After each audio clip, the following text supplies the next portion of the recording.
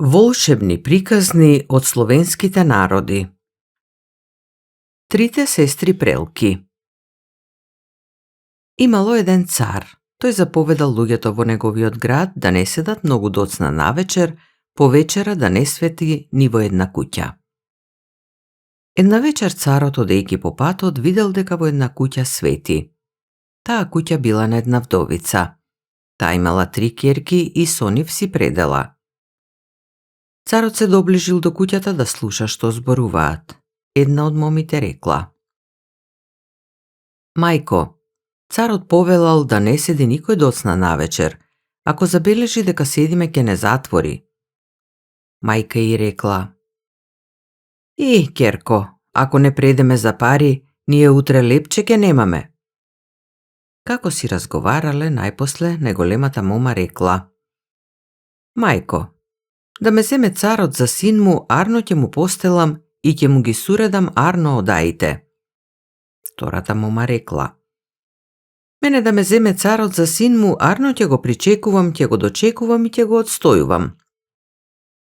А најмалечката мома рекла: Мене да ме земе, ќе му родам едно дете со коса од злато и кога ќе плаче, солзи од бисер да рони.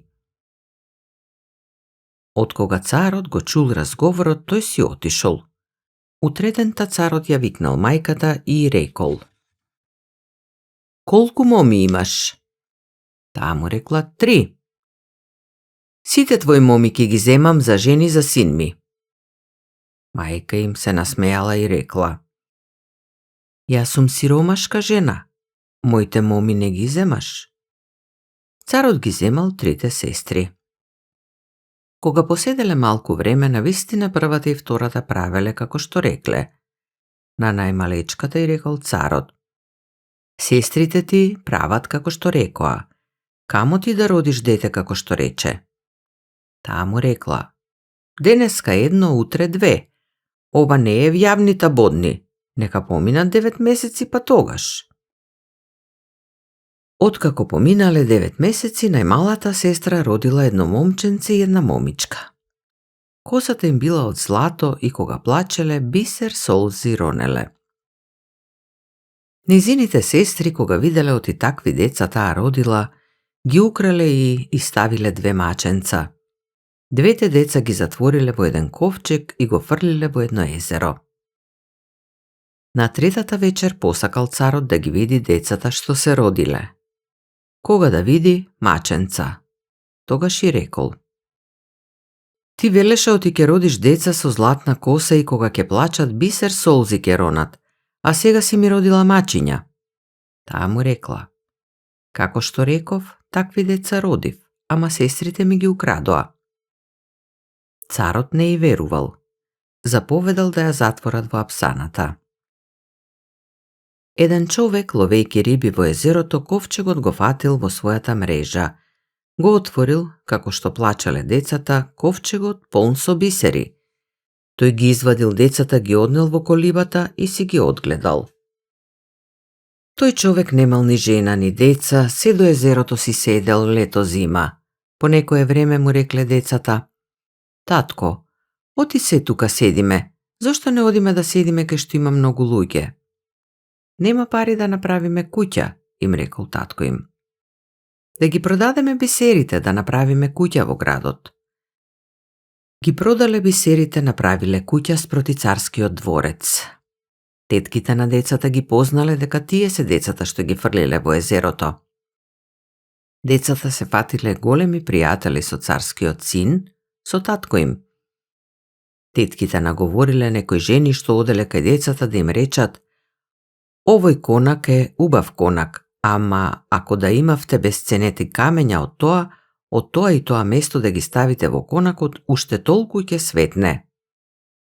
На тоа место вистина имало безценети камења, ама кој одел таму не се вратил жив. Човекот што ги нашол децата во езерото, кога умрел, му дал на детето една амајлија и му рекол: Оваа амајлија се врз тебе да си ја носиш и да не береш гајле кај да одиш. Отишло детето на тоа место и спаднала една жена, таа била самовила. Камен да се сториш. Кога видела жената дека детето не се чинело камен, му рекла: Извади си ја Амелијата од раката, клај си ја врз главата и чини си молитва. Детето направило како што му рекла жената, си зело безценети камења и тргнало да си оди назад. Жената се качила зад него на коњот. Кога погледнало детето зад него, ја видело жената и ја прашал: Кај ќе одиш? Ке дојдам со тебе. Па и така јас немам мајка, барем ти да ми бидеш мајка. Ја однело дома. Кога виделе тетките оти детето си дошло, се уплашиле. Жената рекла: Сине, викни го царскиот син на гости да го гостиме една вечер. Детето рекло: Со што ќе го викам? Камо ни луѓе да послужуваат, каму манџи и друго. Викни го ти, а другото е моја грижа. Го поканило детето царскиот син и тој дошол. Жената оди, чукни на еден долап, излегла послуга. Оди на другиот, излегле манџи. Оди на третиот, излегло друго што требало. Најпосле ги поканил и нив царскиот син. Жената му рекла на детето: Кога ќе седнеме да вечераме, дури не ги извадат сите од апсаната да ги видиме, да не зафатиш да вечераш. Вечерата ја подготвиле, а детето рекло: Дури да не ги извадите сите од апсаната да ги видиме, не вечераме. Фатиле, сите ги извадиле, само мајка му не ја извадиле. Жената му замавнала со глава на детето: Не се сите извадени. Детето рекло: Не се извадени сите. Извадете ги сите да ги прашам кој зошто е затворен. Тогаш ја извадиле и мајка им на децата и ја прашале: Зошто си затворена ти? Таа им кажала како што било. Тогаш девојчето и детето ја прегрнале и рекле: Ти си нашата мајка. Ги свалиле капите, косата да им ја види. Тогаш царот и син му им рекле на тетките: Дали нож сакате да се раните или коњ? Тие рекле коњ. Им ги врзале на двете тетки, едната нога на еден коњ, другата на друг, и ги фраснале со една прачка. Кој накаде гледа, фатиле коњите натаму и ги сториле пепел. Жената пак си ја зел царскиот син, а самовилата исчезнала.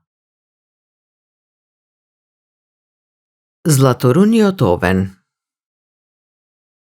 Си беше еден ловџија, па еднаш кога отиде на лов во планината, излезе пред него овен со златно руно. Ловецот кога го забележа, потегна од пушката да го убие, а овенот се затрча и порано него го отепа. Ловџијата падна наместо мртов и неговата дружина кога подоцна го најде, не знаејќи кој го убил, го однесе дома и го закопаа. Потем жената на ловџијата ја обеси на клинец неговата пушка. Кога синот зајакна, тој ја посака од мајка си пушката за да оди со неа на лов, а мајка му не сакаше да му ја даде, велејки: За ништо, синко, татко ти загина со таа пушка, па сакаш сега и тебе да те загубам. Еднаш тој ја украде пушката и отиде на лов. Кога дојде во шумата, овенот со златното руно излезе пред него и му рече: Татко ти го отепав, ќе те отепам и тебе. А тој се исплаши и рече: Помогни ми, Боже. Ја подигна пушката и го отепа овенот. Момчето се израдува што го отепа златоруниот овен каков што во царството немало, па му ја одра кожата и ја однесе дома. Малку по малку се прочу тоа и стаса до царот, и царот заповеда да му се донесе таа кожа, за да види какви уште животни има во неговото царство. Кога момчето ја донесе кожата и му ја покажа на царот, тој му рече: Барај што сакаш да ти дадам за таа кожа. Момчето му одговори: За ништо нема да ја продадам. Кај царот прв советник бил чичкото на момчето, но тој на својот внук не му бил пријател, туку злостор.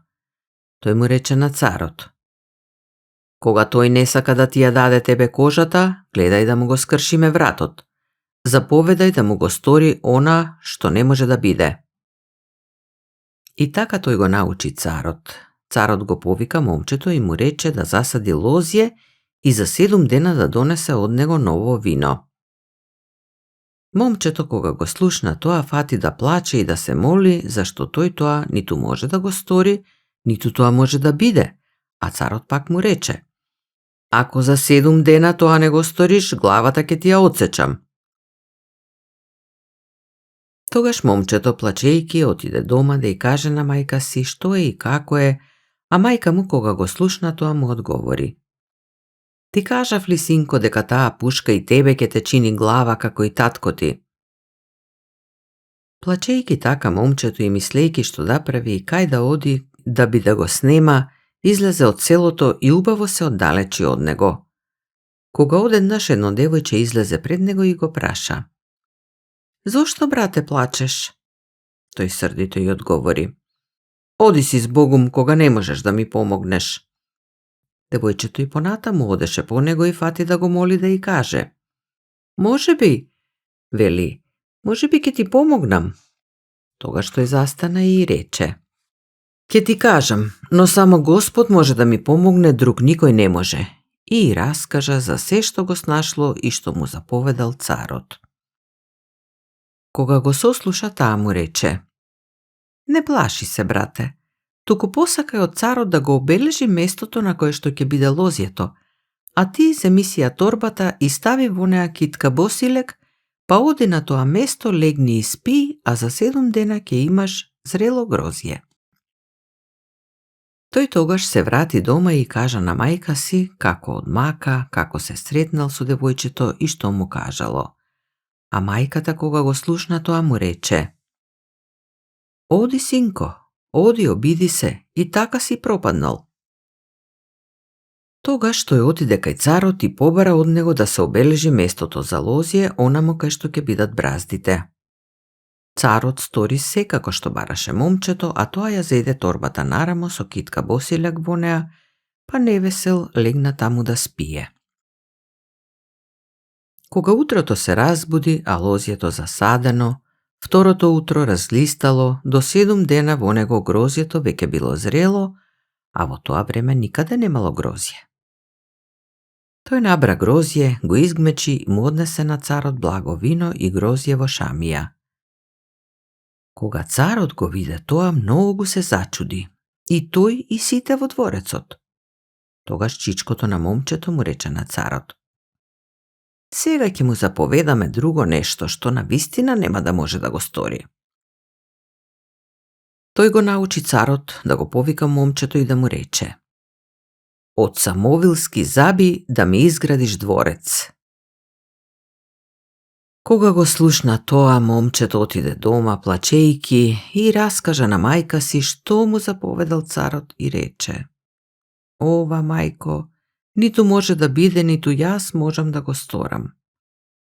А мајката му одговори: оди, синко, пак од селото, да те нанесе Господ повторно на она девојче. Тој излезе од селото и кога дојде на истото место на кое што ја беше нашол девојката, таа повторно излезе пред него па му рече: пак си, брате, невесел и расплакан. Тој фати да и се жали што му е сега заповедено.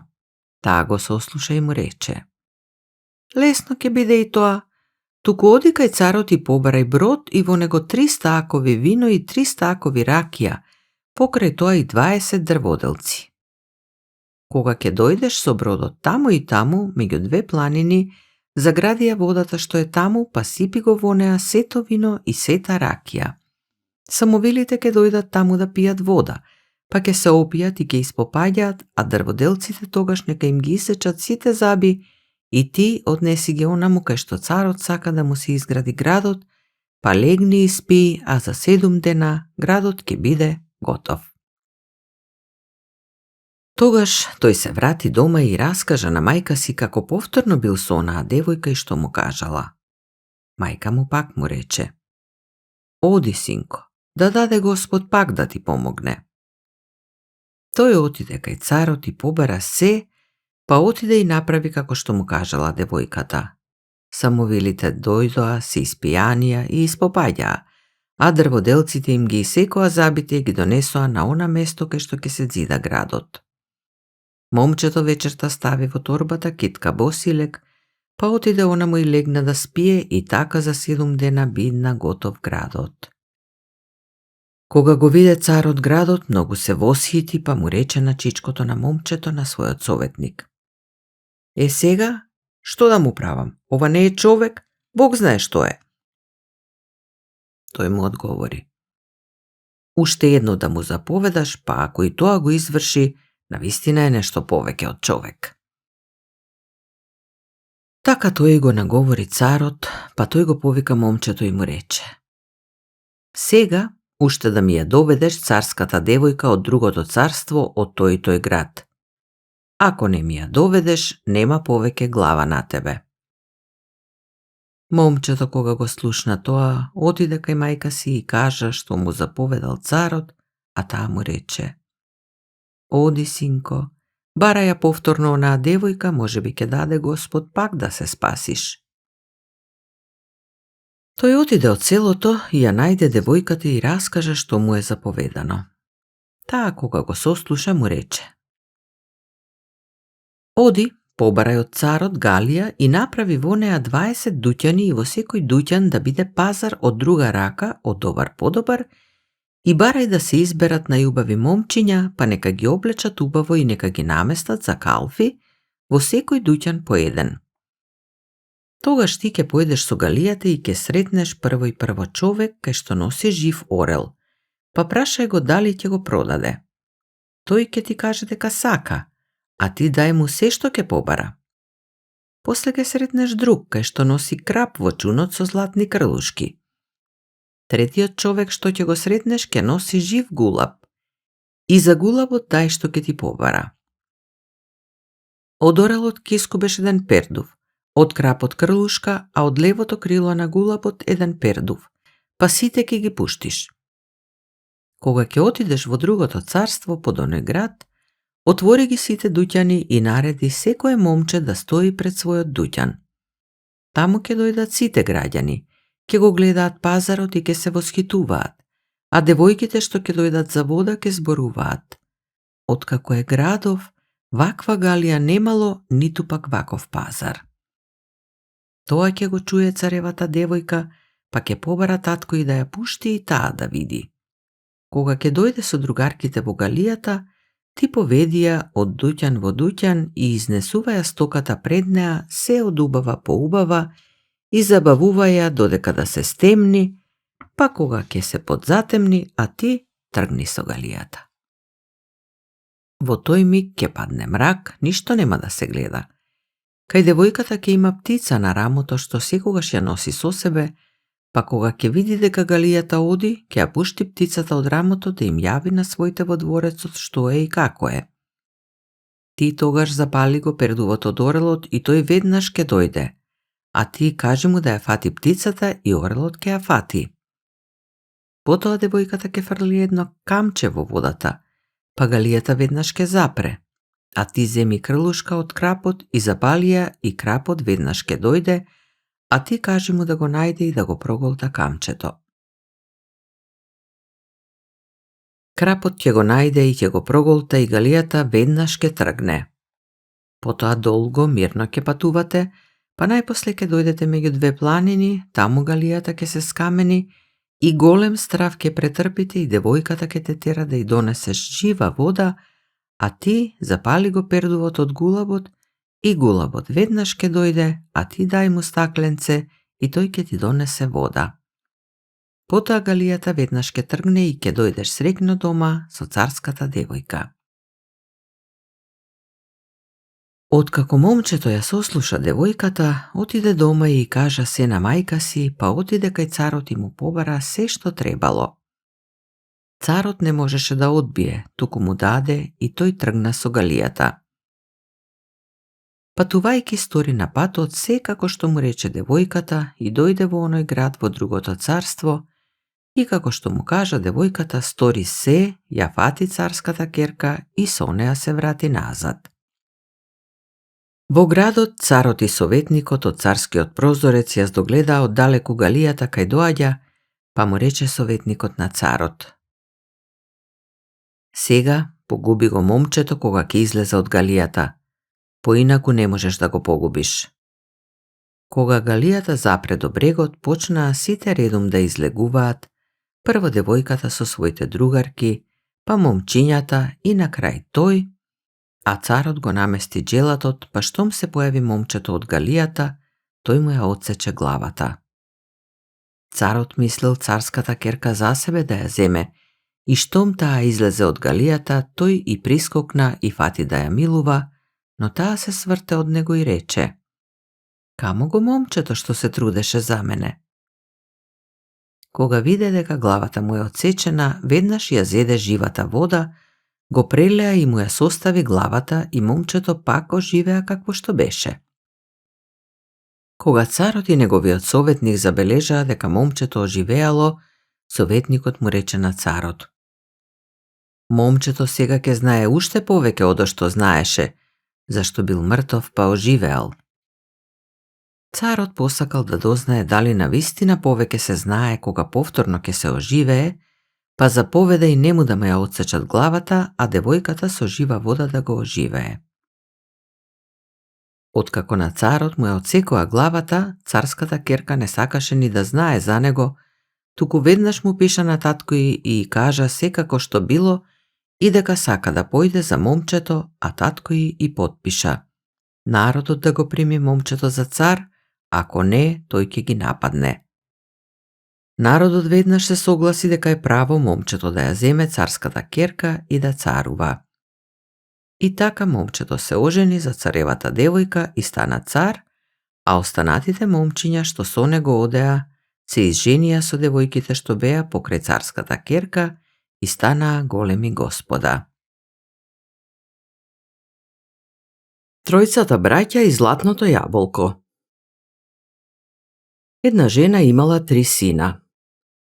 Во дворот имала една јаболкница, секоја година таа раѓала по едно златно јаболко, ама една ала доаѓала и го берела јаболкото. Најстариот син рекол: мајко, дај ми еден нож и ореви, зашто ќе одам да го чувам јаболкото. Ги зел ножот и оревите, отишол под јаболкницата и зел да ги крши оревите, а алата дошла со една магла и го грабнала јаболкото. Тогаш тој си отишол дома и рекол: мајко, не можев да го сочувам јаболкото, алата дојде и го изеде. На втората година средниот син и рекол на мајка си: мајко, дај ми еден нож и ореви, зашто ќе одам да го чувам јаболкото. Тој отишол кај јаболкницата и си ги кршел оревите, а алата дошла и го грабнала јаболкото. На третата година најмалиот син и рекол на мајка си: мајко, дај ми мене нож, јас да одам да го чувам јаболкото. Кога отишол таму, се качил на јаболкницата, а алата дошла со магла да го земе златното јаболко, ама тој ја ргнал и ја убол. Тогаш алата се вратила назад, а тој откаснал од јаболкото и го однел на мајка си. Потоа ги поканил браќата да одат да ја најдат алата. Кога тргнале по трагите од крвта на алата, браќата виделе дека таа влегла во една дупка. Малиот брат предложил еден од нив да се спушти долу во дупката. Големиот брат се согласил него да го спуштат. Кога го спуштиле до средината на дупката, тој се исплашил и го занишал јажето и браќа му го извлекле. Тогаш средниот брат се согласил него да го спуштат, ама кога го спуштиле до средината и тој го занишал јажето, та другите биле принудени да го извлечат. Потоа малиот рекол: јас ќе слезам долу. Кога ќе го занишам јажето, спуштајте ме, сопрам ли, почекајте малку.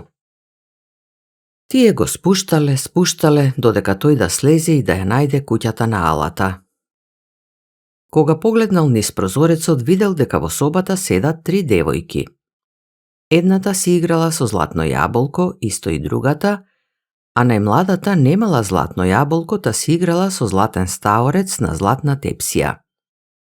Тој се обрнал кон неа и викнал: "Девојко, отвори ми ја вратата да влезам." Едната девојка му одговорила: "Врати се назад. Мајка ми доаѓа 2 години наред и ни донесува по едно златно јаболко, а сега болна дојде. Ако ти отвориме да влезеш, ке те голтне." Тој рекол: "Или ќе ми отворите, или ќе го скршам стаклото и ќе влезам." Тогаш станала младата, та му отворила и тој влегол и ја убол алата. Потоа зел ја врзал големата девојка и го занишал јажето, а браќа му поттргнале и ја извлекле горе. Потоа ја врзал средната и неа ја извлекле горе. Кога останал долу со младата девојка, тој рекол: "Да те врзам и да те изнесам горе, браќа ми ќе се скараат за тебе. Ако јас се врзам и излезам, ти пак не ќе сакаш да излезеш после. Јас ќе те врзам, а тие, ако ме сакаат, ќе ме изнесат." Таа му рекла: "Земи го овој прстен, ти го давам. Ако ме изнесат горе и се скараат за мене, јас ќе посакам да ми направат самонаправена облека. Кој што ќе ми направи таква облека, него ќе го земам. Ти ќе постоиш малку долу. Ако не сакаат да те изнесат, ќе паднеш уште надолу. Таму има 2 овна, еден бел, еден црн. Ако паднеш врз белиот, тој ќе те изнесе на бел свет. Ако паднеш врз црниот, тој ќе те однесе во долната земја." Ја врзал тој девојката и браќата ја извлекле. Тој постоел малку време, паднал надолу и седнал на црниот овен. Штом слегол во долната земја, тргнал по светот. Отишол во еден град кај што царот бил одседнат на конак кај една баба. Немало таму никого, бабата била сама. Кога почнала да меси леб за вечера, плукнала, та со плунката си месела. Кога ја запрашал зошто меси леб со плунка, таа му рекла: "Синко, како да не месам кога имам 6 деца? Има една ала која не пушта да налееме вода ако не и дадеме човек да изеде. Јас давав, се изнадавав, а таа, ете веќе година како не пушта вода да налееме. Сега царот ќе си ја испрати керката за да ја голтне алата и тогаш целиот град ќе налее вода." Момчето ја запрашало бабата за царскиот конак и таа му го покажала. Тој тргнал да го бара и го нашол. Таму заедно со царската керка се качил во една кочија и отишол кај алата. Тој легнал и заспал во скутот на царевата керка и во тоа време алата излегла и тргнала кон принцезата да ја голтне.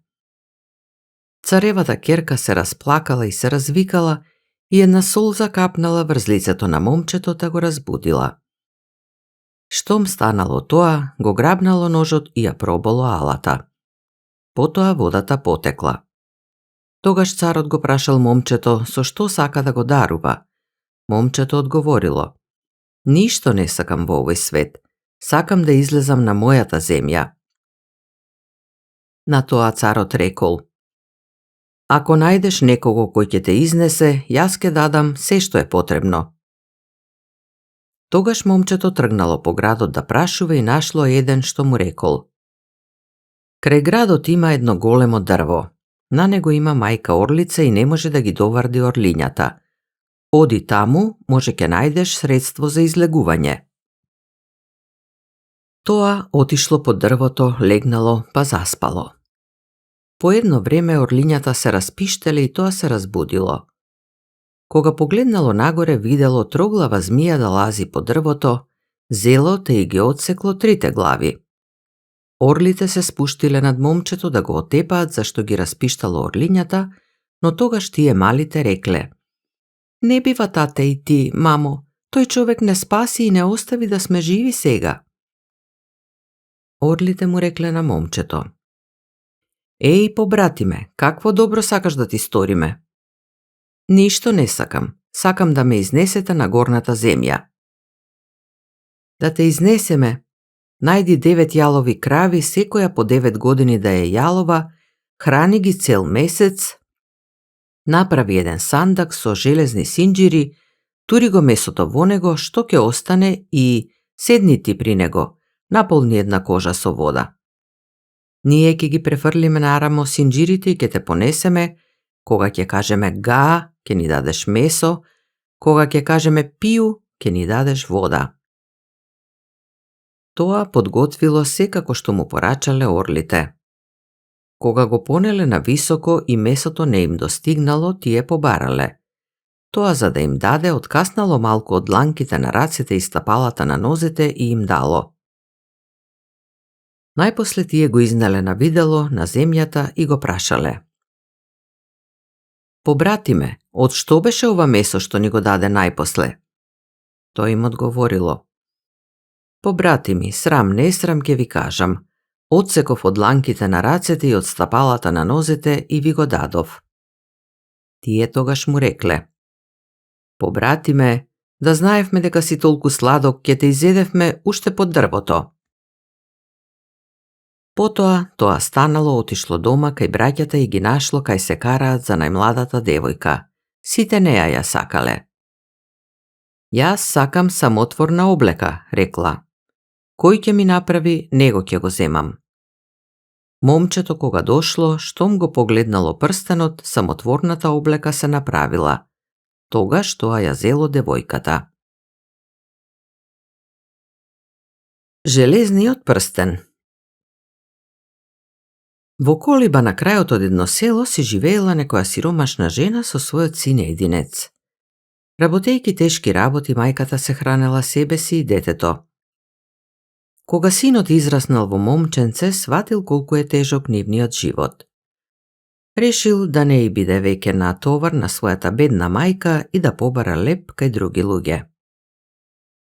Стапил на служба и кога заработил 3 крајцери, го повлекла желбата да појде во светот по леп и среќа. Се простил со мајка си, ги зел со себе 3 крајцери и тргнал на пат. Долго одел по патот и најпосле пристигнал во едно непознато село.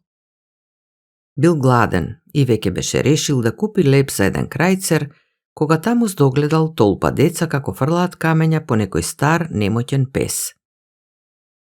Се сожалил на животното, па им пришол на децата и ги замолил да го остават песот намира. Пакосниците му се подсмевале, па и натаму го гаѓале песот со камења. Тогаш момчето им рекло: "Дајте ми го песот, а јас ќе ви дадам за него крајцер."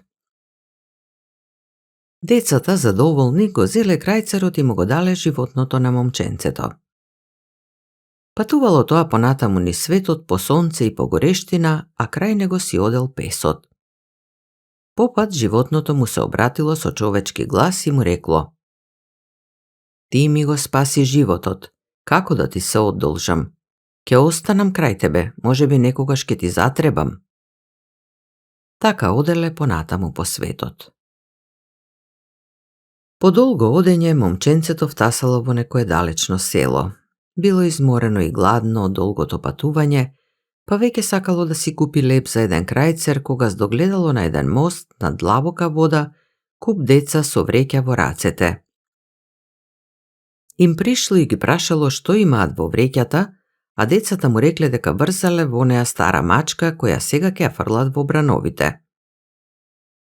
Момченцето се сожалило над кутрото животно, па ги замолило да му го дадат, а тоа ќе им даде крајцер.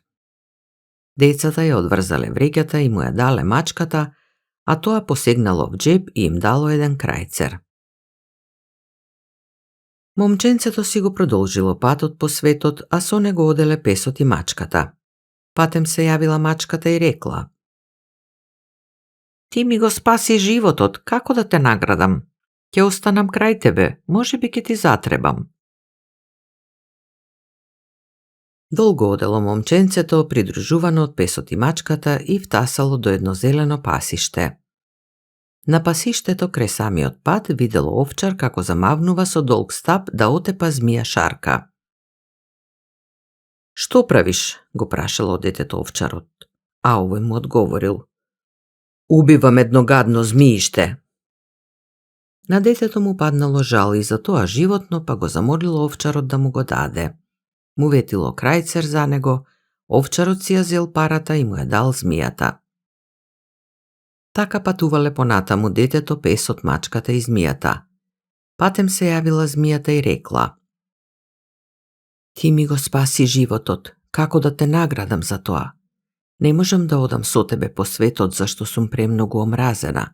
Затоа да појдеме до градот на мојот татко, кралот на сите змии, ќе ти дадам еден железен прстен и додека го имаш, ќе ти исполнува се што ќе посакаш. Но запамети добро што ќе ти кажам. Кога ќе втасаме до градот, запри пред влезот, па кога ќе ти го спуштам прстенот в раце, легни на земи, зашто тогаш мојот татко, кралот на сите змии, страшно ќе се налути и ќе удри со опашот, та земјата ќе се затресе. Момченцето одговорило дека разбрало се и дека ќе стори така како што го посоветувала змијата. Преку пасиштето во придружба на животните, момченцето втасало под една висока планина. Патиле да се качуваат по стрмнината меѓу грмушки и карпи, како што змијата им го покажала патот. Дошле до една извишена стрмна карпа и по таа карпа бил градот на кралот на сите змии. Змијата го довела момченцето до влезот и му рекла да причека, а таа отползела во градот, па по кратко време се вратила и му спуштила в раце железен прстен. Момченцето го зело и брзо се фрлило на земи, така како што му било речено. Тогаш зашумело како виор и кралот на сите змии со таква сила удрил пред влезот, та сета земја се затресла. Потоа се смирило. Момченцето станало и се вратило во долината, и бидејќи одамна ништо немало каснато, сетило страшен глад. Но сега се му било полесно одошто порано. Седнало крај патот и посакало храна и гледај, храната веќе била пред него. Се најало и ги нахранило своите животни, па си тргнало дома да ја израдува и усреќи мајка си. Се израдувала мајката кога го видела синот, иако се вратил наведум сиромав како што бил, а момченцето ништо не ја кажало. Вечерта мајката и синот пошле да си починат. Кога легнале в постела, синот пожелил на местото каде што била нивната куќарка да се стори прекрасен дворец со високи прозорци и широки соби. Во одаите да има убав мебел и скапоцени садови. Мајка му и тој да се разбудат во меки убави постели. Во орманите да има најубава облека, а на трпезата најубави јадења. Околу дворецот да се простира чудесна градина и во неа да цути шарено цвеќе.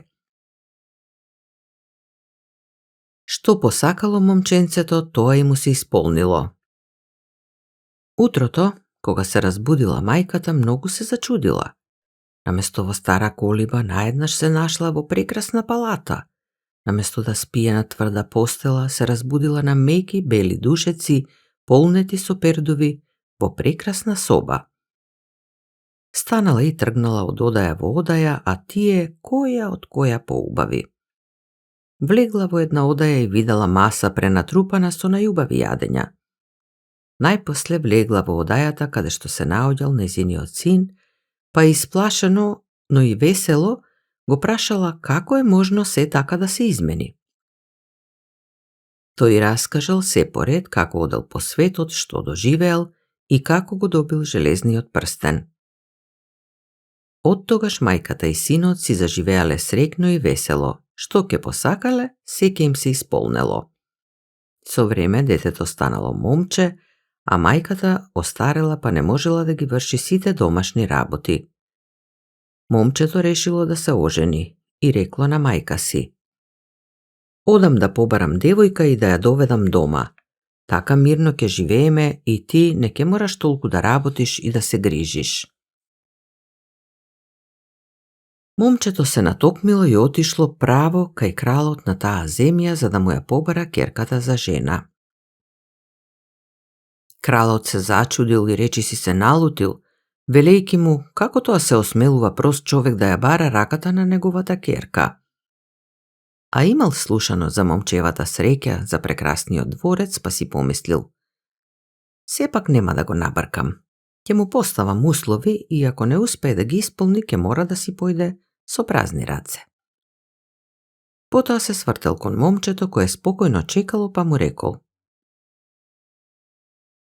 Ке ти ја дадам керката за жена само ако ја пресадиш во мојата градина, најубавата и најголемата ела што расте во гората. Следното утро станал кралот взори и немалку се зачудил кога ја здогледал во градината најголемата и најубавата ела од сите што ги имало во гората. Но и сега уште се двоумел да му даде збор на просителот. Повторно му рекол: Ке ти ја дадам керка ми за жена само ако изградиш крај мојот град дворец сиот од стакло. Утредента станал кралот, рано и крај градот видел дворец сиот од стакло. И по трет пат му рекол на момчето: Ке ти ја дадам керка ми за жена кога ќе направиш широк пат од твојот дворец до мојот, а крај тој пат да растат најубави дрвје, секое дрво да биде различно и на секое дрво да пее друга птица.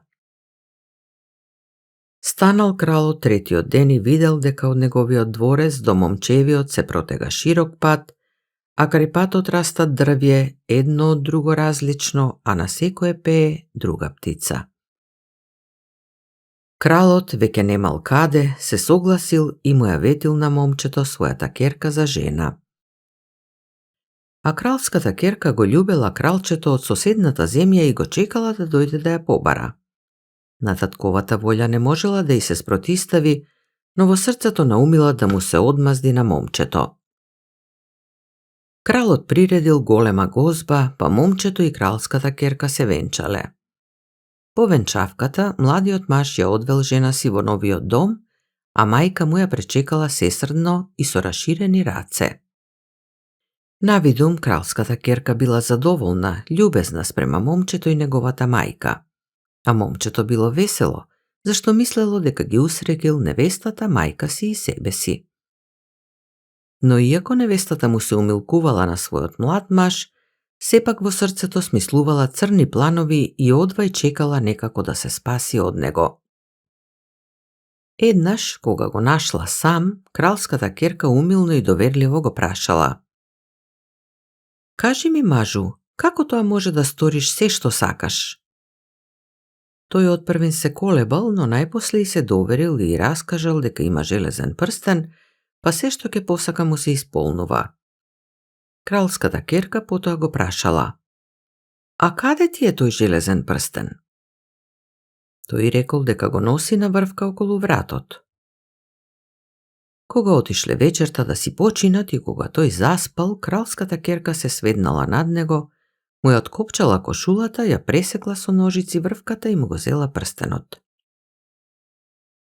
Изутрината, кога момчето се разбудило и видело што се случило по меѓувреме, не можело да им поверува на своите очи.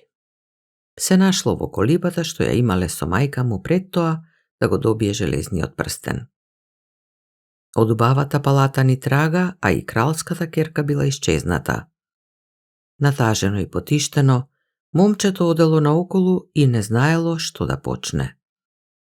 Му пришле песот и мачката и му рекле: Ајде да го бараме прстенот, може некаде ќе го пронајдеме, сакаме да ти служиме и се што ќе посакаш ќе сториме за тебе. Момчето било задоволно и сите тројца тргнале по светот да го бараат волшебниот прстен. Оделе низ градови и села, низ длабоки шуми и преку пространи рамници, кога најпосле втасале до некоја голема пустина. Оделе низ пустината и не видјавале ни тревка, ни дрво, ни извор, ни човечко престојувалиште, а кога дошле до крајот на пустината, здогледале пред себе широко море. Се запреле на морскиот брег и момчето уште повеќе се натажило. Песот и мачката зеле да го тешат и рекле: Ти остани и причекај не, ние двајцата ќе влезнеме во водата, ќе го препливаме морето, па ако го најдеме железниот прстен преку море, ќе ти го донесеме. Момчето се расположило, а животните скокнале во водата. Пливајки ден и ноќ по морето, третото утро втасале до другиот брег и избиле на суво. Оделе така по земја и не оделе долго кога стигнале до некаков прекрасен град. Запреле пред бедемите, а во градот не можеле да влезат зашто портите биле затворени. Тргнале околу бедемите и дошле до некое дрво крај самиот зид. Запреле и мачката му рекла на песот: "Почекај ме овде, по дрвово јас ке се качам над зидов, а оттаму ќе отидам во градот за да видам да не би случајно да е таму железниот прстен." Мачката се искачила на дрвото, од дрвото скокнала над зидот, а од зидот на земи. Тогаш тргнала низ градот и замјаукала според мачешкиот обичај. Веднаш дошла кралската ќерка и му рекла на кралчето со кое сега тука живеела: "Види, токму таква мачка имавме во поранешниот дворец. Нека остане кај нас, барем ќе ни лови глувци." Мачката останала во дворецот и фатила крадешком да бара по сите одаи да не нешто го најде железниот прстен, но залудно. Веќе секаде била, се пребарала, само во одајата од кралската ќерка уште не успеала да влезе. Еднаш ја нашла вратата од таа одаја отворена. Се провлекла низ неа и скокнала под постелата за да се скрие. Така чекала до вечерта и до ноќта. Вечерта дошле кралчето и жена му во собата и кога легнале и заспале, мачката се измолкнала од под постела, па зела да бара низ собата да не нешто го најде железниот прстен. При тоа здогледала едно глувче и, оп, скокнала врз него и го зграпчила.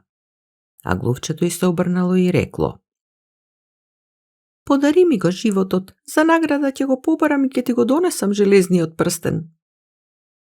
Мачката го пуштила, а глувчето истрчало под орманот и почнало да го глода дрвото.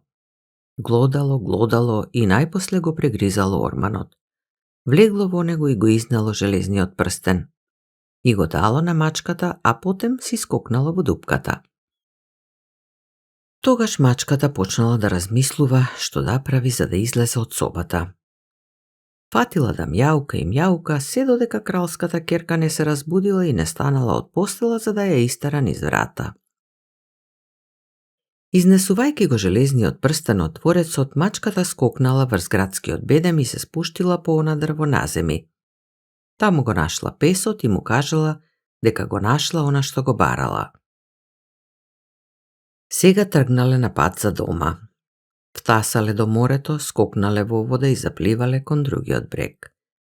Кога биле среде море, песот рекол: "Дај јас да го носам тој прстен.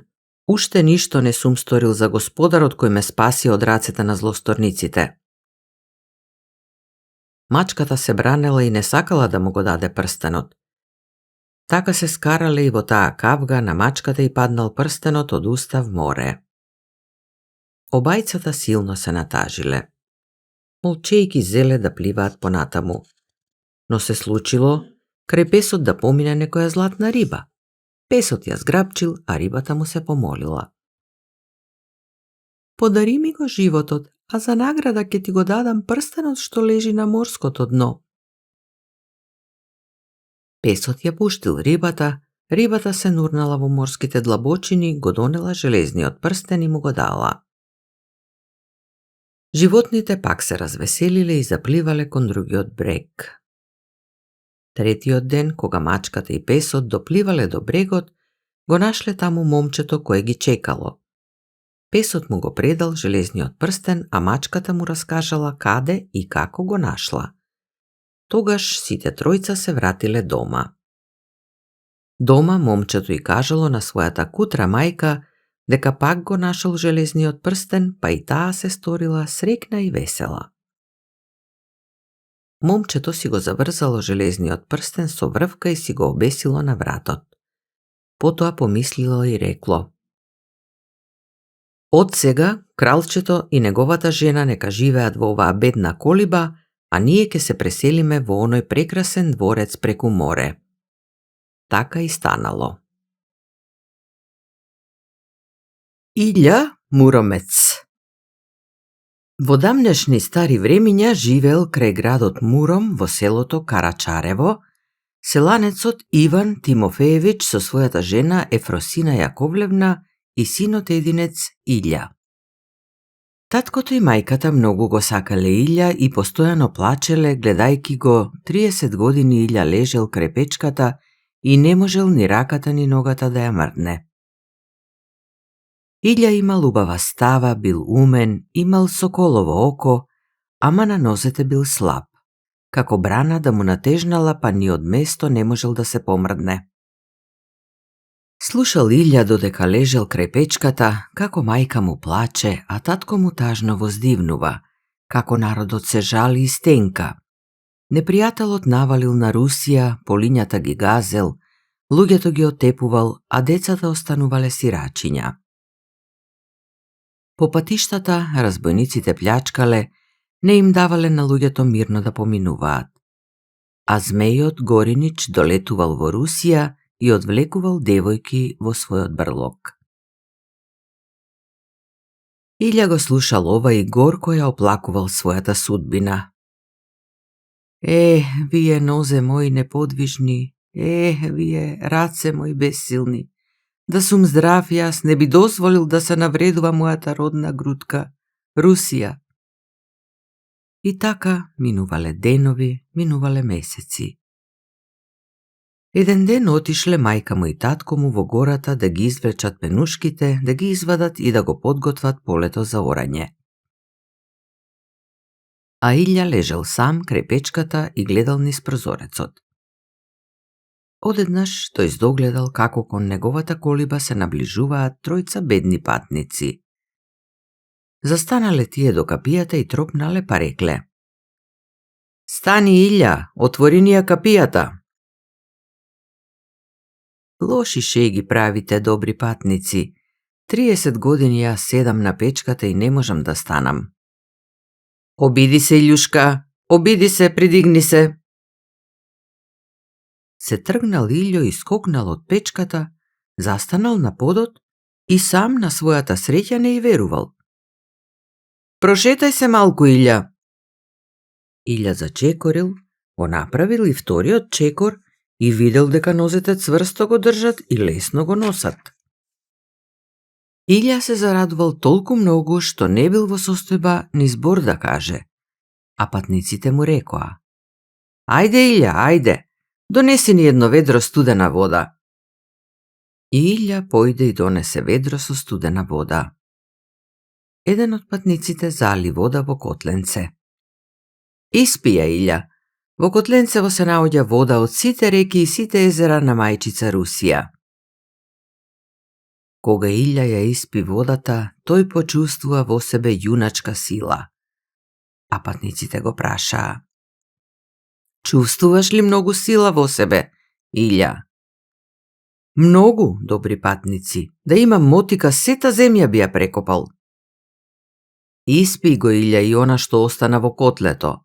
Во тој остаток е росата на сета земја, од зелените ливади, високите гори, жолтите полиња. Пи." И така Илја го испи и остатокот на водата. "Чувствуваш ли и сега, Илја, многу сила во себе?" "О, мои драги патници, толку сила има во мене што алката на небото кога би ја фатил, ако би имало таква, и сета руска земја би ја превртел." "Многу сила има во тебе. Ке треба да ја намалиме, Илја, инаку земјата не ке може да те држи. Ајде, донеси уште малку вода." Отиде Илја по вода, а земјата навистина не може да го држи. Час ногата му пропаѓа во земјата, час во блато, ако задап се прифати, со коренот го истргнува, синџирот бунарот го кине како да е од некој конец. Илја оди полека, а подот под него се крши. Зборува Илја со шепот, а вратите со шарките паѓаат. Кога Илја ја донесе водата, патниците му наполнија уште едно котленце. "Пи, Илја."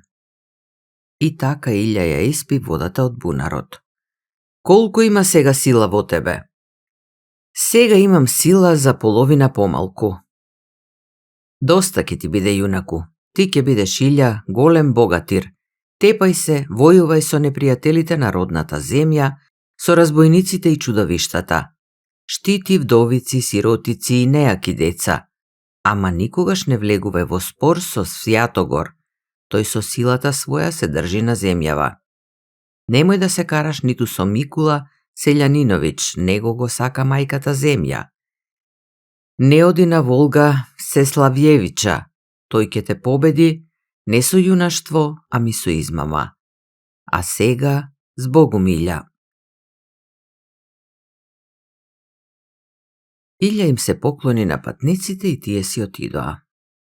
Тогаш Илја зеде секира и појде во полето кај татка си и мајка си. Тој виде дека тие мало место ослободиле и бидејќи многу се умориле, прилегнале и заспале. Стари луѓе, а работата тешка. Тогаш Илја зеде да ја чисти шумата. Само иверки летаа на сите страни. Старите дабови со еден удар ги соборуваше, а младите со секорен ги вадеше. За 3 часа расчистил толку поле, колку што целото село не би можело да расчисти ниту за 3 дена. И така тој расчистил големо поле и ги исфрлил дрвјата во длабока река, па ја забил секирата во една пенушка, грабнал мотика и гребло и го ископал и порамнил тоа широко поле, останало само да се засее. Кога мајка му и татко му се разбудиле, се зачудиле, се зарадувале и ги благословиле незнајните патници. Илја, меѓутоа, тргнал да бара конј за себе. Кога тргнал, во околината сретнал еден селанец кој водел едно конјче Дорија, космато и шугаво. Ждребето не вредело повеќе од 1 грош, ама селанецот за него барал многу пари, 50,5 рубли во сребро. Илја го купил ждребчето, го довел дома и веднаш го внесол в конјушница. Почнал да го храни со пченица белица, да го пои со преварена вода, го тимарел, го чувал и под него секогаш свежа слама постилал. По 3 месеци Илја почнал да го води бурушка рано изутрина на ливадата. Кога ждребчето се потркалало по утринската роса, од него станал богатирски конј. Тогаш Илја го привел конјот до една висока ограда. Конјот почнал да си поигрува, да подрипнува, главата да ја ниша, гривата да ја тресе. И тој 10 пати едно по друго ја прескокнал оградата, а ниту еднаш со копито не ја допрел. Илја ја ставил својата јуначка рака на бурушка, а конјот не се помрднал од местото. Добар конј, рече Илја, ке ми биде верен пријател. Потем Илја зеде да бара меч за себе. Како ке стегнал дршка од меч во шаката, така таа цела ке се распрснела. И никако Илја не можел да најде меч за себе. Им ги фрлил Илја мечевите на жените да цепкаат луч. Тогаш пошол сам во ковачница и исковал за себе 3 стрели. Секоја од нив тежела 1 пуд. Тој си направил лак, па долго копје, освен тоа и боздоган. Кога се подготвил Илја, појде кај мајка си и татка си. Пуштете ме, мили родители, во престолнината Киев град, кај кнезот Владимир. Ке изслужам на Русија верно и честно, ке ја бранам руската земја од непријателите. Стариот Тимофеевич му одговорил: За добри дела ќе ти дадам благослов, а за лоши, мој благослов нема да добиеш. Брани ја нашата руска земја не за злато, не од користолюбие, туку за чест и јуначка слава. Залуда не пролевај човечка крв, ниту мајчински солзи, и не заборавај дека потеклото твое е од селански род. Илја им се поклонил на таткото и на мајката до земја и појде да го оседла бурушка косматушка. Тој ставил на конјот прво кебе, потоа черкеско седло со 12 свилени колани и 13 железен, не заради убавина, туку заради цврстина. Илја сакал да си ја опроба својата сила. Дојавал до реката Ока, се навалил со плеките на високиот рид на брегот од реката и го турнал во ока. Брегот го затнал речното корито и реката потекла во нов правец. Илја тогаш зел корка ражен леп, ја спуштил во реката Ока и рекол: Ти благодарам, мајчице Ока реко, што си го поила и хранела Илја Муромец. На разделба Илја зел еден грст од родната земја, го вјавнал конјот и мавнал со камшикот. Луѓето виделе како Илја го вјавнал конјот, ама не виделе каде одјавал. Само на патот се појавил правлив облак. Волшебникот и неговиот ученик. Си било еднаш едно многу сиромашно момче кое имало само татко. Тоа обично си седнувало на песок и по него со прстот си цртало букви. Ги составувало и така научило да чита. Еднаш му излегол еден волшебник и го запрашал: Би се согласил ли да служиш кај мене 4 години? Би се согласил, одговорило момчето. А знаеш ли да читаш? Го запрашал волшебникот. Знам. Тогаш не си ми потребен, рекол волшебникот и си заминал. Момчето го сменило местото на песокот. Наишол повторно истиот волшебник и го запрашал: Знаеш ли да читаш? Не знам, одговорило момчето. А дали би се согласил да служиш кај мене 4 години? Да.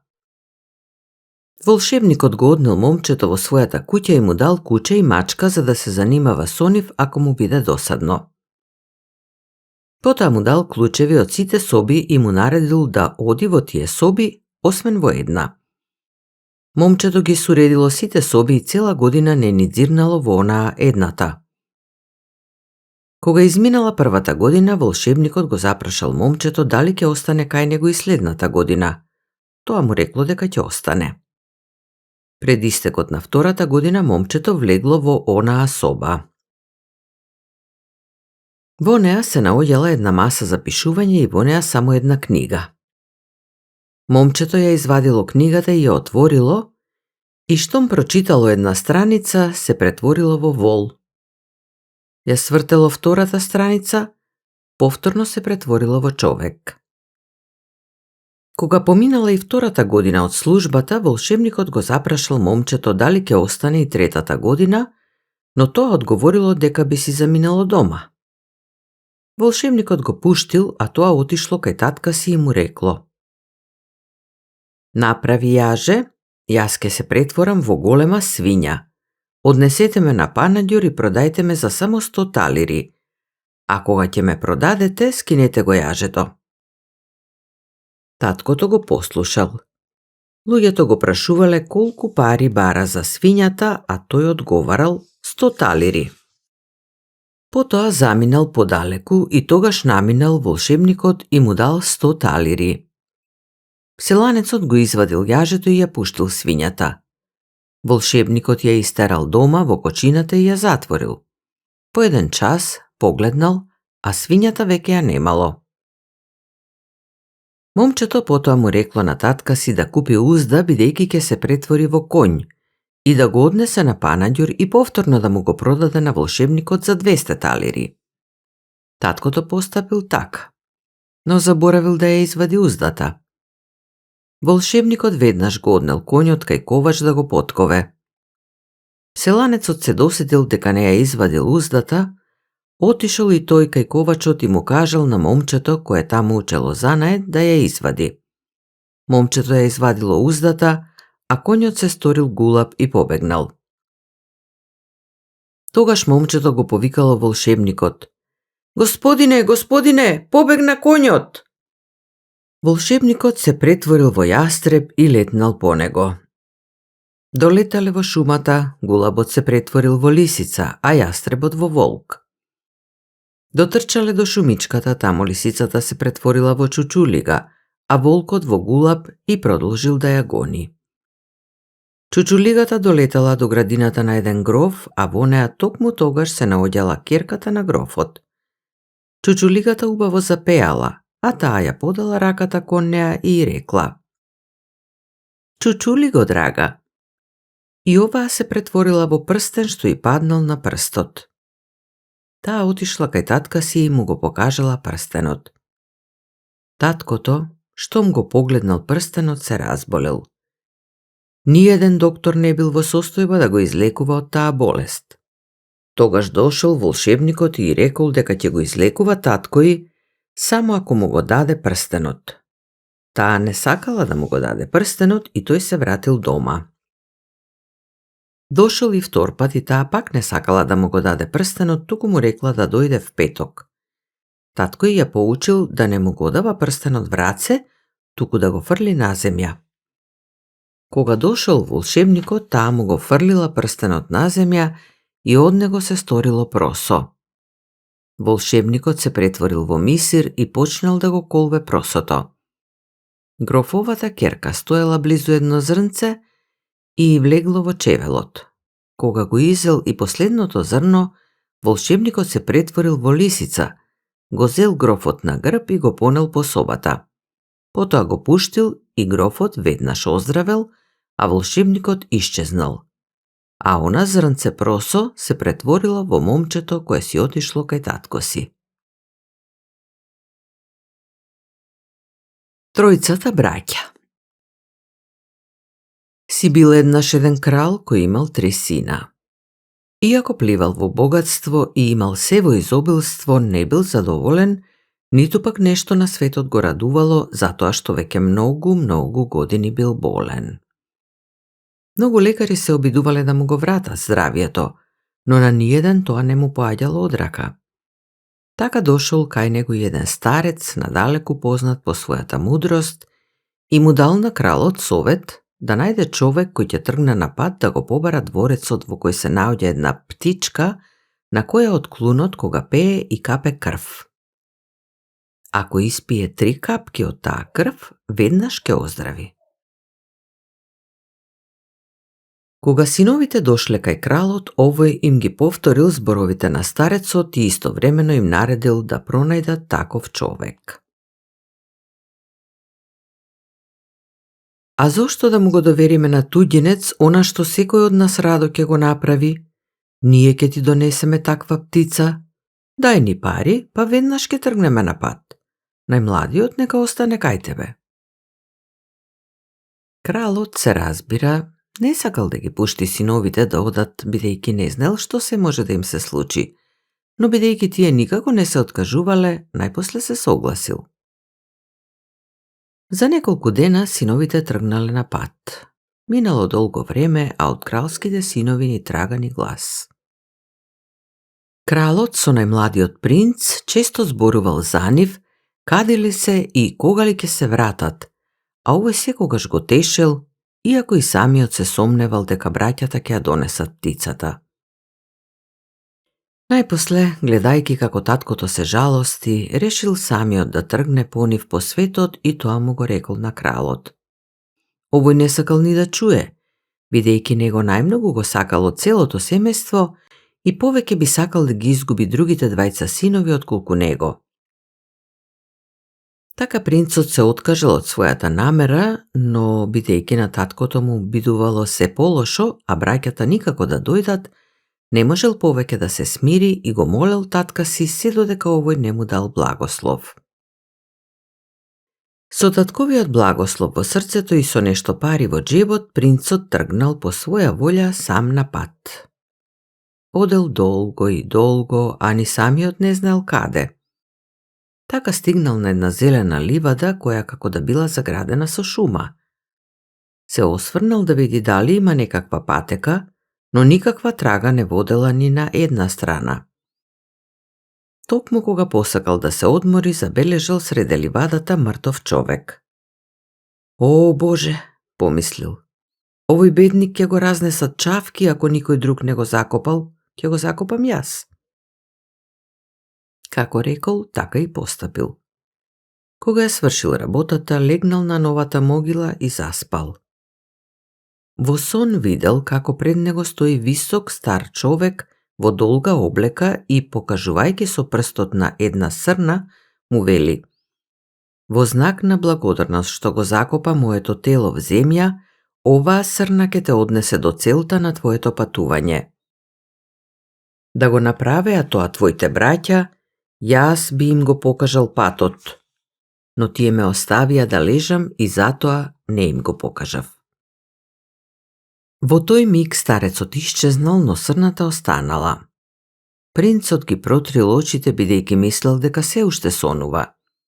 Но срната не мрдала и толку мило го гледала, се додека тој не се осмелил да и прииде. Тогаш таа почнала да подскокнува пред него како да сакала да му каже: појди по мене. А принцот, присетувајќи се на сонот, така и направил. Кога стигнале во шумата, срната толку добро ги знаела сите патеки и патчиња што принцот не морал дури ни гранките да ги двои за полесно да минува.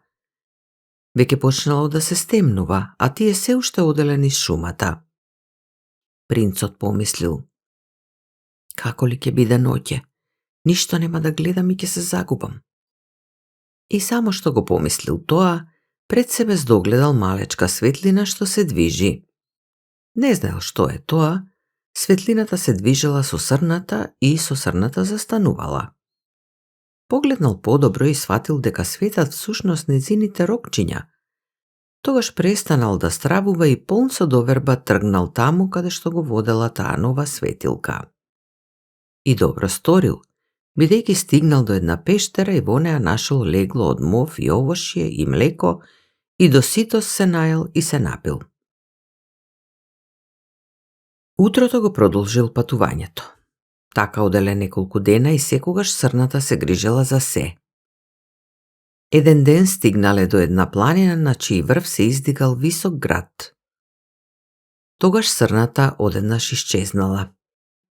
Принцот се вртел секаде околу себе, но никаде ја немало. Си помислил дека веројатно ќе се врати, но срната веќе ја немало. Дори тогаш сватил дека стигнал на целта на своето патување, па тргнал кон градот. Но иако викал, никој не се јавувал за да го пушти во дворецот. За да влезе, морал самиот да се погрижи да ја отвори вратата. Меѓутоа не морал околу тоа многу да се мачи, штом ја допрел, таа сама да се отворила. Кога влегол, ниту во широкиот двор, ниту по ходниците, ниту во собите не видел жива душа. Така одел се подалеку и подалеку. И во дворецот на неговиот татко имало што да се види, но ваков раскош таму сепак немало. Како во огледало се гледал себе си на златните и на сребрените ѕидови во кои биле всадени скапоцени камења, а сите соби биле полни со меки постели, со блескави садови и со скапоцени дреболии. Кога стигнал во последната одаја, ја забележал крај прозорецот во златен кафес птицата што ја барал, на која од клунот и капела по капка крв налик на рубин секогаш кога ќе запеела. И токму кога сакал да ја земе, му паднало на ум да се осврне околу себе по собата. И тогаш од вчудовиденост му премалеле рацете. На софата од црвен сомот лежела прекрасна девојка. Се чинело како да спие цврсто. Едната рака ѝ лежела покрај телото, а другата ѝ била под главата. Долги кадрици, црни како габрановите пазови, и паѓале низ снежно-белите гради, се до златните реси што виселе на работ на незиното легло. Белата облека одвај го сокривала незиното убаво тело, а од под неа ѕиркало само едно стапало положено на меки перничиња. Принцот не знаел дали да ја разбуди или не. Ниедна жиличка на неа не мрдала, а сепак не била мртва. Кога би ги отворила очите само еднаш, кога би прозборела барем еден збор, си мислел во себе влюбениот принц, додека 3 дена седел крај неа и чекал таа да се разбуди. Но не дочекал. Најпосле му станало некако тешко крај неа, а си припомнил и на татко му, па решил веднаш да појде. Кога ја зел птицата со кафезот, му паднало на ум да понесе нешто од девојката за спомен. Погледнал лево-десно да види што има и забележал на масичето крај софата меч, шише со вино и леп. На мечот пишувало: ако со овој меч 3 пати се мавне по воздухот и се каже на сите главите долу, сите глави ќе летнат од рамениците. На виното стоело: кој ќе се напие од ова вино и да биде болен од најтешката болест ќе оздрави, а виното никогаш нема да се потроши. А на лебот: и 100 луѓе да јадат од него, никогаш нема да се намали. Ова се чудесни нешта, помислил кралскиот син. Тука и така никому не му се потребни, а мене ќе ми користат. Но за да знае принцезата кој бил кај неа, ќе го напишам своето име. И го напишал на долната страна од масичето на кое стоеле овие работи, своето име, од каде е и кога бил во дворецот. Потоа ја бакнал за спаната девојка, ја зел птицата и мечот, виното и лебот, па тргнал од градот. Во најблиското место купил конј и среќно го продолжил патот. Принцот јавал долго, додека не стигнал до едно место во кое владеела паника и збрка меѓу населението. Тој прашал за причината и слушнал дека непријателот со силна војска тргнал на нивниот град, а кралот не можел на брзина да собере толку луѓе за да му се спротистави, па оттаму сета таа збрка и метеж. Принцот тогаш се сетил на својот меч и веднаш побарал да го представат кај кралот. Кралот со радост го примил, но не сакал да поверува дека принцот сам може да му помогне. Затоа сепак собрал каде кого стигнал и тргнале на непријателот. Кога му се приближиле, го извадил принцот својот волшебен меч, мавнал со него 3 пати во воздухот и извикал: на сите непријатели главите долу! И за чудо, во истиот момент сите непријателски глави се растркалале по земја. Со вчудовиденост и одушевување сите гледале во принцот, а кралот со големо почитување и благодарност го однел во замокот и тука, во негова чест, приредил раскошна гозба. Тој минал тука уште неколку дена, па тогаш, богато даруван од кралот и снабден со се што му било потребно, продолжил понатаму, а мечот го оставил кај кралот за спомен. Принцот јавал повторно неколку дена, додека не стигнал до еден град, чии порти биле затворени. Не можел да види ни жива душа, долго викал и скитал, додека стражарите најпосле не го слушнале. Тој зачуден ги запрашал што значи тоа, а тие му одговориле дека во местото владее смртоносна болест што задолжително ја добива секој што ќе влезе во градот, дека тоа трае веќе долго време, а нема надеж за ослободување од злото. Сите жители на тоа место, па и кралот со сето семејство, биле болни и затоа никого не пуштале внатре. Само вие пуштете ме мене, јас на сите ќе ви помогнам, изјавил принцот со сигурност, а стражарите постапиле како што побрал тој. Принцот се упатил право кај кралот и побарал да го најават. Сите изгледале јадосано и одвај се држеле на нозе. Кога стигнал кај кралот, принцот му кажал дека има добар лек за таа болест и дека тој сигурно ќе му помогне. Кралот веднаш љубезно му посакал добре дојде и му ветил многу дарови ако навистина го излекува. На тоа принцот му дал на кралот да се напие од виното, само што го пробал, кралот оздравел. Тогаш дошла и кралицата со децата и тие да се излекуваат. А најпосле, кога кралот на сите го разгласил тоа, почнале луѓето да доаѓаат во групи во дворецот и сите оттаму си заминувале здрави. Сигурно би го претрупале со пари да не им рекол дека и тој самиот е принц и дека ништо не му треба. Но кога тргнувал, сепак морал од кралот да прими многу скапоцени камења за спомен, а за нив, во знак на благодарност, тој им го оставил волшебното вино. Сега ги имал само уште птицата и лебот. Стигнал со нив така до еден град и кога во гостилницата побарал нешто за јадење, му одговориле плачејки дека немаат ништо освен малку овошје и риба и дека кај нив луѓето умираат од глад. Принцот пак кај кралот нашол разбирање за својот леб. Кралот го поделил на изгладнетиот народ без при тоа да го потроши. Принцот за ова повторно бил богато даруван, а поаѓајки им го оставил лебот и бил среќен што сега ја има само уште птицата, бидејќи претпоставувал дека веќе не е далеку од дома.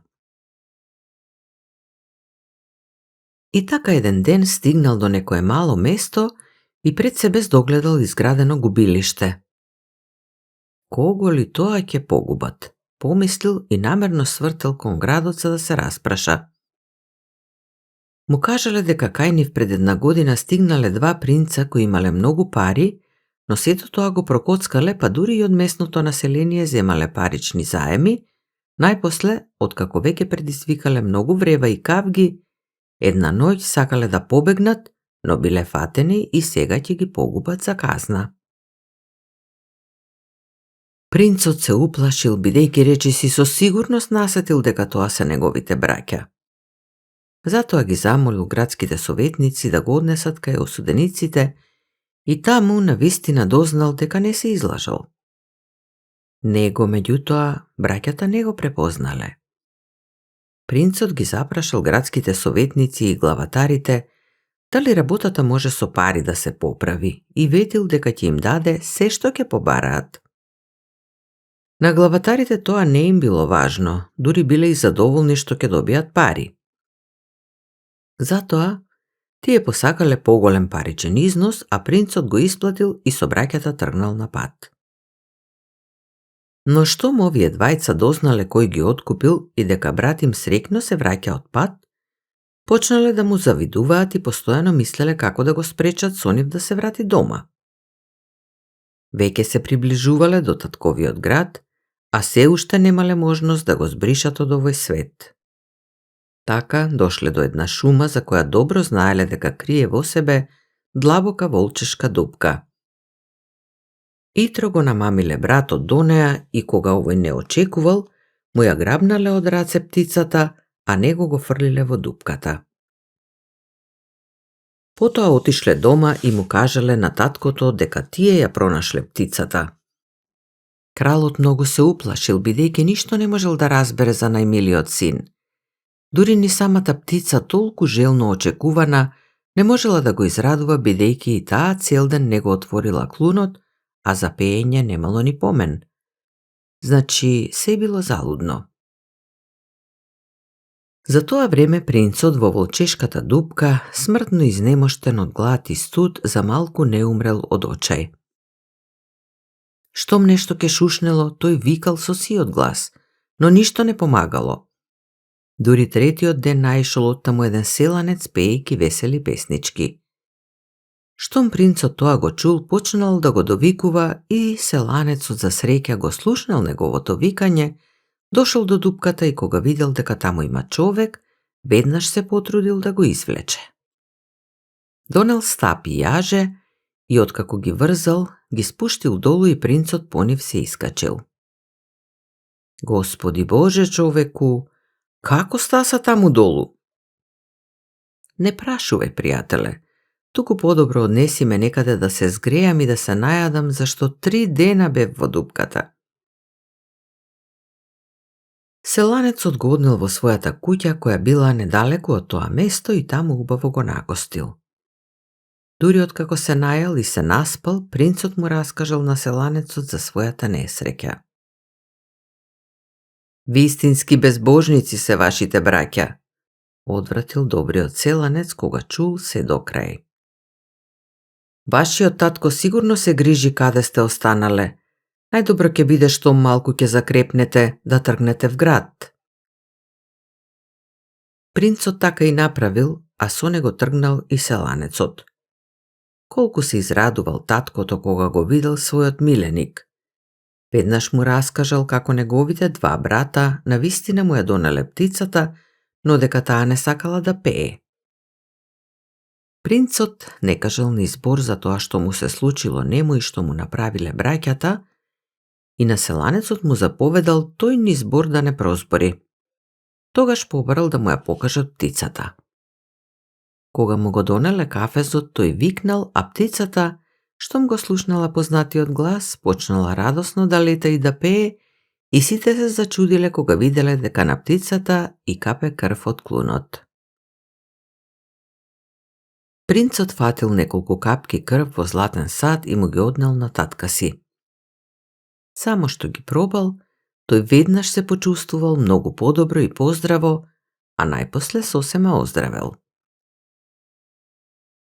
Луѓето почнале да го благословуваат добриот син, а на оние другите двајца никој ништо добро не им посакувал.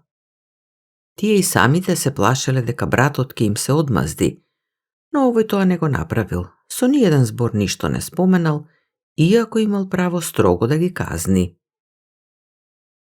Откако дошол дома, секогаш бил тажен и најмногу сакал да седи во својата соба и да се занимава со птицата или да оди во лов. Никако не можел да ја заборави прекрасната кралска ќерка. Татко му често барал син му да се ожени, но овој тоа не го сакал и најпосле решил воопшто да не се жени. Кога принцот ја зел птицата, прекрасната принцеза меѓутоа се разбудила, бидејќи со таа птица и била симната клетвата. Но таа не знаела што се случило со неа, ниту кој бил кај неа. Во истиот момент се разбудиле и незините луѓе кои биле проколнати заедно со неа.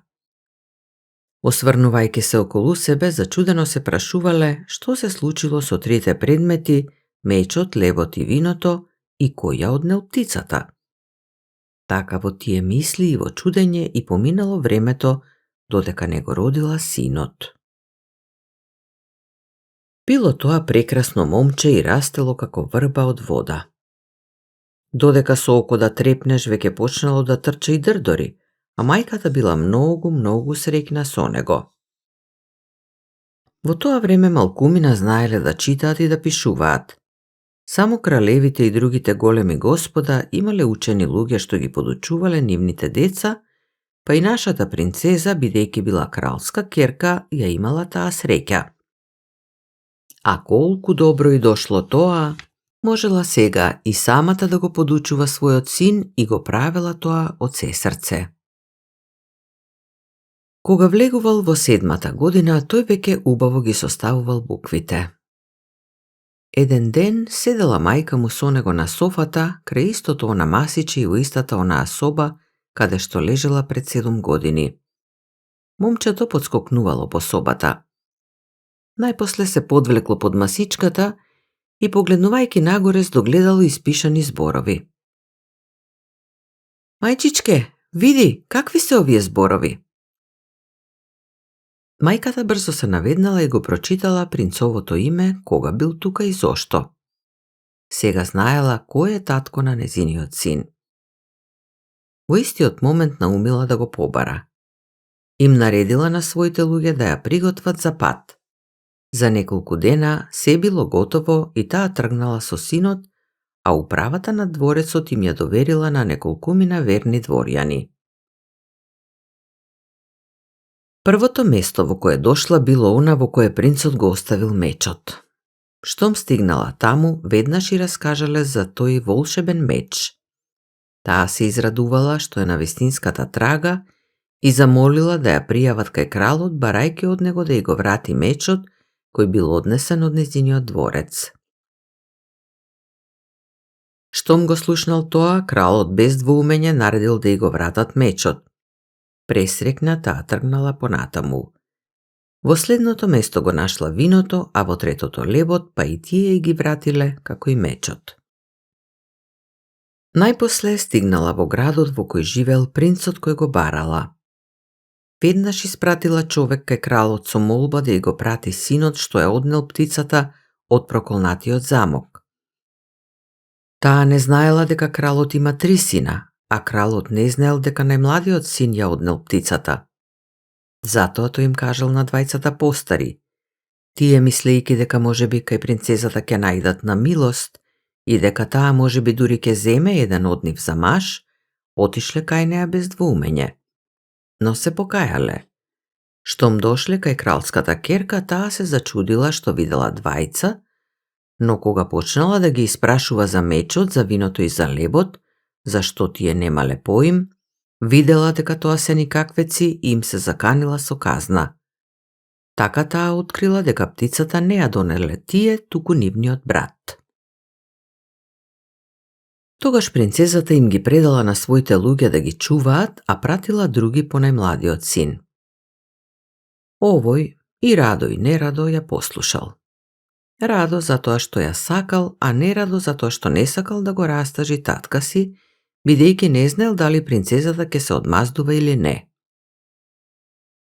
Срцето силно му чукало кога влегол кај неа, а таа, уште многу поубава отколку првиот пат, му тргнала во пресред со синот. Клекнувајќи пред неа, принцот ја замолил да му прости. Пред 7 години сакал од неа да слушне барем еден единствен збор, а сега се плашел од незиниот прв збор. Но принцезата не била строга, бидејќи убавиот принц и се допаднал, па била срекна што тој се уште ја сака и што ја останал верен. Се му простила, а тој тогаш и раскажал што се случило. Дури тогаш кралската керка сватила колку бедни се неговите браќа. Не говорејќи ни збор, таа го оставила принцот со синот во собата и, земајќи го мечот, отишла кај двајцата браќа. Штом влегла таму, мавнала со мечот 3 пати над главата, 3 пати устата й се мрднала и веќе крај нозете й лежеле двете тела без глави. Потоа им наредила на незините придружници да ги скријат телата и му се вратила на својот младоженец, не спомнувајќи му ништо за браќата. Потоа двајцата заедно со синот отишле кај стариот крал. Иако не знаел што се случило со неговиот миленик, тој ги дочекал со голема радост синот, снаата и внукот. Кога принцезата му раскажала се, тој се згрозил од лошотијата на своите постари синови, а истовремено бил трогнат од добрината на најмладиот и радо го благословил нивниот брак. Никој не знаел што се случило со другите синови, бидејќи принцезата кажала дека тие побегнале. По неколку дена се славела свадбата на младите свршеници. Во целата земја немало човек кој не му посакал среќа на добриот принц, па тој затоа со својата чесна сопруга живеел среќно се до смртта. 12 месеци. Си била една мајка и си имала 2 ќерки. Холена била нејзина, а Марушка и била паштерка. Својата ќерка премногу ја сакала, а паштерката не можела ниту да ја гледа, само затоа што Марушка била поубава од незината Холена. Добрата Марушка не била свесна за својата убавина, па не можела ни да насети зошто мајка и се лути на неа секогаш кога ќе ја погледне. Сите работи морала сама да ги работи, раскревала низ куќа, готвела, перела, шијала, предела, ткаела, носела трева и без ничија помош се грижела за кравичката. Марушка наспроти се, радо ги извршувала сите обврски и со големо трпение ги поднесувала кефовите на сестра си и на мајка си како кротка овчичка. Но и покрај тоа што била многу вредна, тие од ден на ден биле се полоши кон неа, единствено затоа што Марушка, како што одминувало времето, станувала се поубава, а Холена се погрда. Еднаш мајката си помислила: што ми треба убавата паштерка да ја чувам в куќи, ако најдат момчиња на разговор ке се загледаат во Марушка, а Холена нема да ја сакаат. Од тогаш маштејата и Холена само гледале како да се ослободат од сиротата Марушка, ја измачувале со глад, ја тепале, но таа се поднесувала и покрај маките со секој нов ден станувала се поубава. Мајката и ќерката измислувале за неа такви маки, какви на чесен човек ни на ум не би му паднале. А еден ден, некаде кон средината на јануари, и се присакало на Холена да помириса темјанушки. Оди, Марушке, донеси ми од шумата китка темјанушки, сакам да ја ставам на појас и да ја мирисам, и наредила на сестра си. Ах, добога, сестричке мила, што ти текна, кој чул темјанушки да растат под снег, рекла сиротата Марушка. Ти, мрсулке мрсулава, што има да зборуваш кога јас ти наредувам? Оди брзо, и ако не донесеш темјанушки од шумата, ќе те убијам. И се заканила Холена. Маштејата ја дофатила Марушка, ја истуркала низ врата, а вратата цврсто ја затворила. Девојката одела низ шумата силно плачејки. Снегот бил висок, а на него ни стапка. Марушка скитала, долго скитала, ја измачувал глад, се тресела од студ и се чинело дека најдобро ќе биде ако исчезне од овој свет. Тогаш догледала некаква светлина. Тргнала кон светлината и стигнала дури до врвот на планината. На врвот горел голем оган, а околу него биле наредени 12 камења. На камењата седеле 12-мина, тројца со бели бради, тројца малку помлади, тројца уште помлади, а тројца сосема млади и најубави меѓу сите. Ништо не говореле, само мирно седеле и гледале во огнот.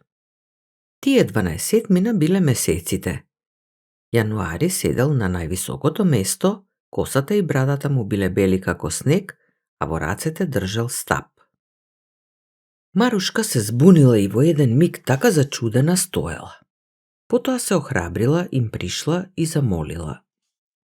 Добри луѓе, ке ме примите ли крај огнот да се стоплам? Ми студи. Јануари, кревајки ја главата, ја запрашал девојката. Зошто си дошла, девојченце мое, што бараш овде? Одам по темјанушки, одговорила Марушка. Сега не е време да се оди по темјанушки. Го знам јас тоа. Гледам, но сестра ми Холена и макејата ми наредија да им донесам темјанушки од шумата. Ако не им донесам, ќе ме убијат. Убаво ве молам, стричковци мои, покажете ми каде можам да ги најдам. Тогаш Јануари се исправил, му пришол на најмладиот месец, му го дал стап од враце и му рекол. Брате Март, седни на врвот.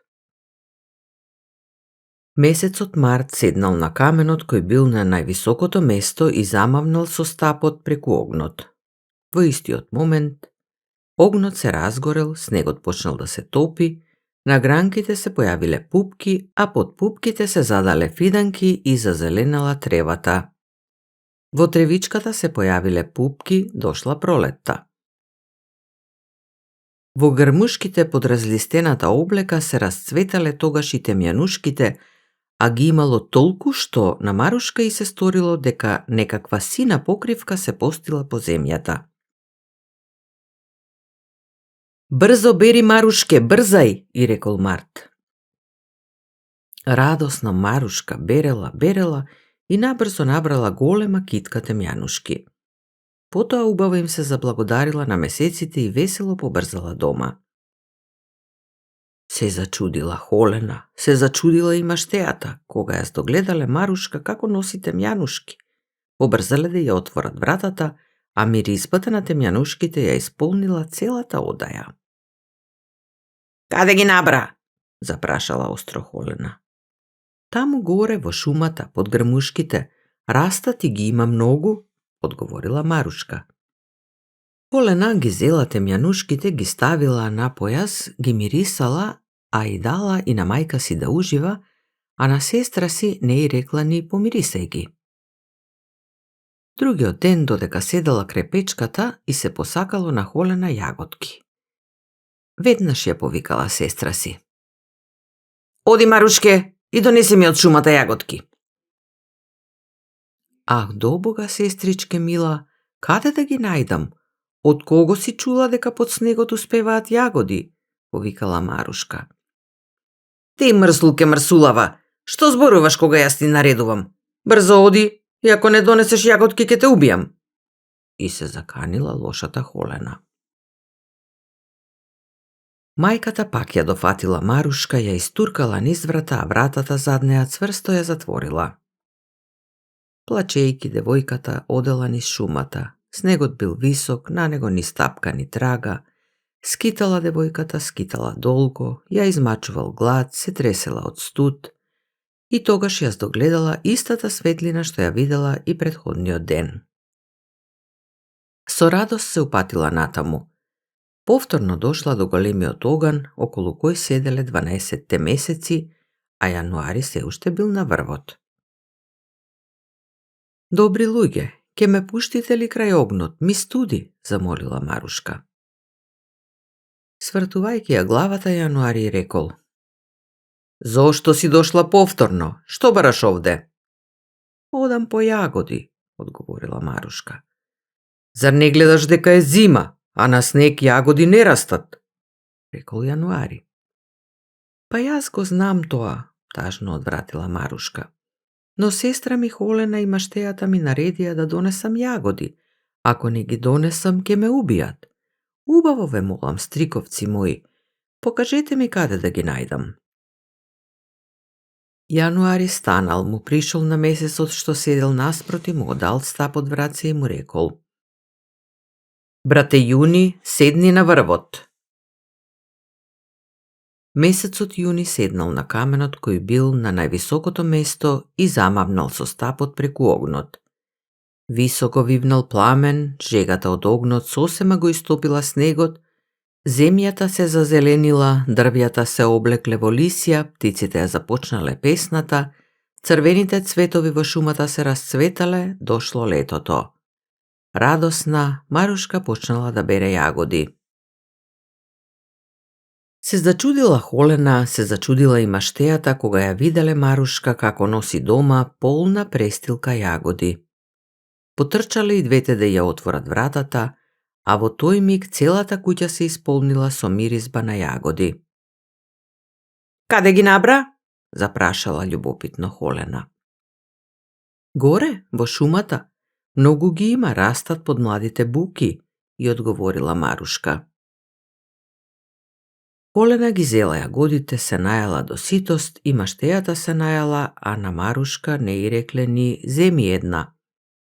Јагодите биле толку вкусни што повкусни никогаш во животот не пробале. Посакале да имаат повеќе, што е можно повеќе. Дај ми мајко кошничка, ќе одам сама во шумата, рекла одеднаш Холена. Таа мрсулка половина попат би ги истурила. Некако ќе го најдам тоа место и сите јагоди оттаму ќе ги соберам. Мајката се противела, но Холена ја зела кошничката, ја ставила на глава и отишла во шумата. Имало многу снег, никаде ни стапка. Холена скитала, долго скитала, но пријатниот вкус на јагодите ја терал да оди се подалеку и подалеку. Најпосле здогледала светлина во далечината. Тргнала натаму. Стигнала на самиот врв, а таму горел голем оган, а околу него имало 12 камења на кои седеле 12 месеци.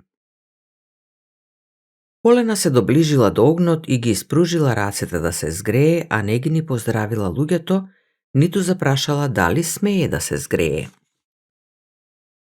Зошто си дошла? Што бараш? Луто ја запрашал Јануари. Што ме прашуваш, старчиште?